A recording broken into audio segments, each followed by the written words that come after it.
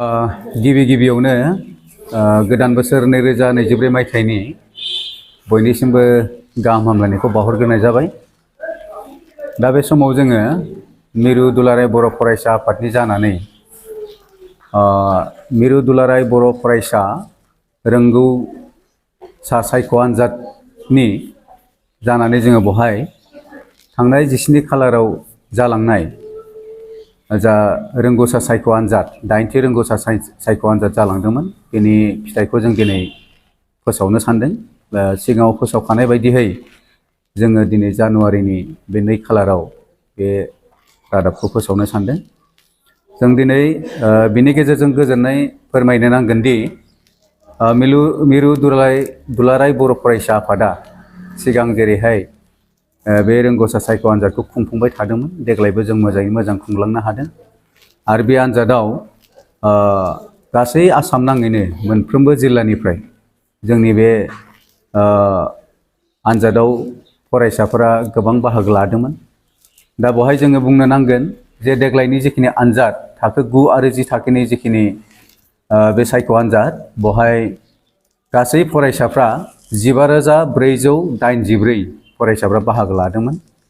बेनि गेजेराव 10 थाखोआव बाहागो लादोंमोन 7,121 फरायसाफोर आरो 9 थाखोआव बाहागो लादोंमोन 8,363 फरायसाफोरा।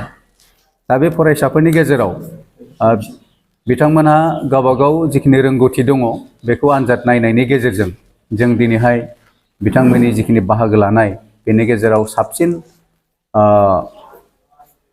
मोजां रिजाल्ट खालामगिरि बिथांमोनखौ जों मोननो हादों।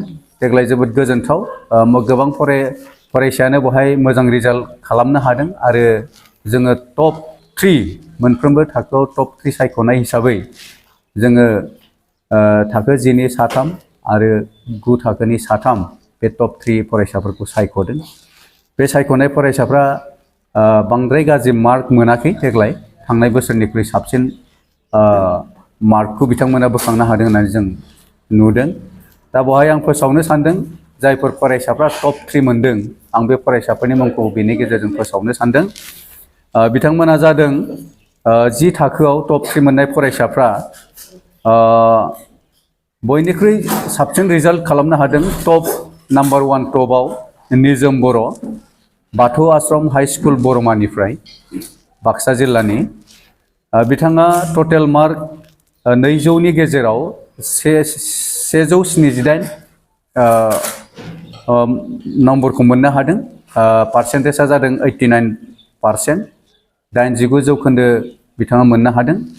आरो नैथियाव उथ्रिसारनो हादों लिपम बर', फुंबिलि सोलोंसालि दारखुसिनिफ्राय मोननो हादों बिथाङा टटेल 200नि गेजेराव 169 नम्बर मोननो हादों आरो जौखोन्दोआ जाहैदों 84.5 जौखोन्दो। बे जोबोद गोजोनथाव, बिथाङा तामुलपुर डिस्ट्रिक्टनिफ्राय मोननो हादों। बिनि उनाव हिरिम्बा बर', बिथाङा जाबाय टंला इउएन एकाडेमिनिफ्राय उदालगुरि डिस्ट्रिक्टनि।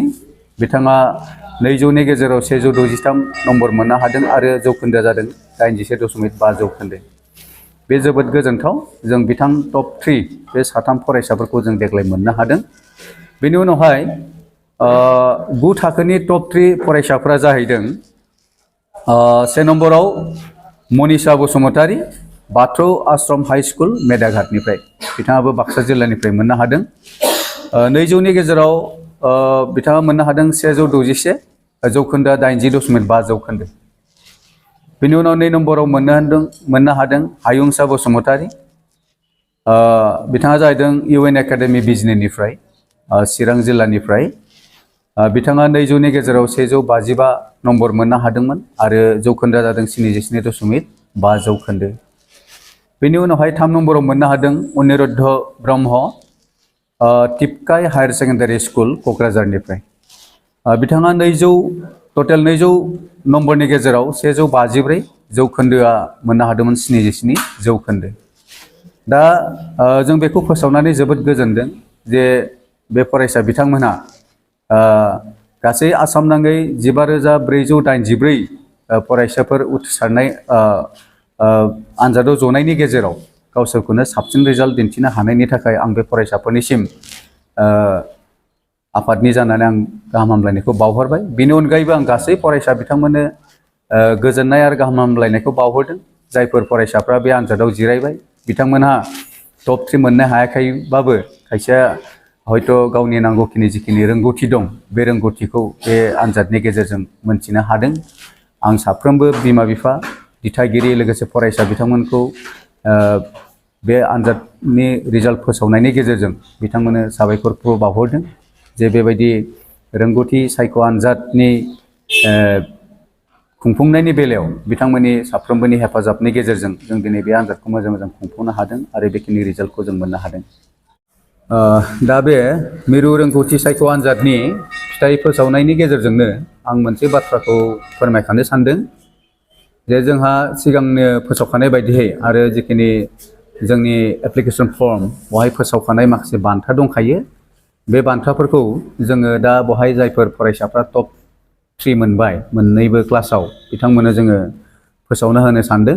जोंनि जायफोर टप फरायसा सेथि थाखोआव उथ्रिसारनो हानाय फरायसाफ्रा जोंहा फोसावखानाय बान्था हिसाबै दङ। बे जाबाय सेथि थाखोनिया 20,000 रां मान बान्था हिसाबै मोननाय जागोन आरो नैथि थाखोनिया 15,000 आरो थामथि थाखोनिया 10,000 खरै साफ्रोमबो फरायसानो मिरु दुलाराय बर' फरायसा आफादनिफ्राय बे बान्थाखौ होनाय जागोन। लोगोसे बिथांमोननो मान बिलाइ होनाय जागोन आरो बिथांमोनखौ बरायनाय जागोन। दा मोननैबो थाखोआव जायफोर फरायसाफ्रा सेथि नैथि आरो थामथि थाखोआव उथ्रिनो हाबाय बे फरायसाफोरनो बे बान्थाखौ बावनाय जागोन। नाथाय बहा बावगोन जों बेखौ उनावहाय जोंनि दुलाराय बर' फरायसा आफादा बे खौरांखौ फोसावगोन आरो बे रोखोमै बिथांमोना बान्थाखौ आजावहैनो हागोन। बेनि अनगायैबो आरो मोनसे बेवहाय फोसावबावनो लुबैदों जे बे टप 3 फरायसाफोरनि अनगायैबो जोंहा बे फरायसाफोरनि 3rd पजिशनाव मोननाय फरायसानि गाहायाव जायफोर फरायसाफोरा नम्बर मोननो हादों बे बिथांमोननिफ्राय जोङो टप 5 फरायसा बेवहाय जों सायख'बावगोन कनसलेसन प्राइज हिसाबै आरो बे फरायसाफोरनो जोङो फोरमान बिलाइजों लोगोसे साफ्रोमबो फरायसानो 2,000 रां खरै जोङो बेवहाय रां बान्था होनाय जागोन। दा गतिके जों बेखिनि बान्थाखौ जों दिनै मिरु दुलाराय बर' फरायसा आफादनि खाखाना दोननाय जे 8थि रोंगौथि सायख' आनजाद बे आनजादनि रिजाल्टखौ फोसावनायनि गेजेरजों जों बे बान्थाखौबो फोसावफानाय जाबाय आरो साफ्रोमबो फरायसाफ्रा जायफोर बे बान्थाखौ मोननो हादों बिथांमोननिसिम आंनिफ्राय साबायखरखौ बावहरनाय जाबाय।